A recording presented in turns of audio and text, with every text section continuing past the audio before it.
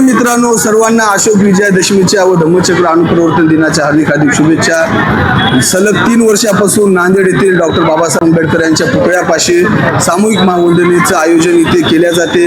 दरवर्षीप्रमाणे याही वर्षी हजारोच्या संख्येमध्ये बौद्ध उपासक उपासिका या कार्यक्रमाला उपस्थित राहिलेले। आयोजनाच्या मागे प्रमुख हेतू की तरुण व्यसनापासून दूर गेला पाहिजे, तरुणांमध्ये धार्मिक कार्य आले पाहिजे, तरुणांमध्ये धम्माविषयी जाणीव आल्या पाहिजे। हा एक आजकालचे तरुणी हे बुद्ध धम्मापासून दूर जात आहेत, तर त्यांना आम्ही या वंदनेमार्फत एवढंच आवाहन केलेलं आहे की आपण बुद्ध धम्माच्या प्रचार आणि प्रसारासाठी आपले योगदान दिलं पाहिजे। बुद्ध धम्माचा प्रचार आणि प्रसारासाठी आपण आपली ताकद दिली पाहिजे, आपण आपला वेळ दिला पाहिजे।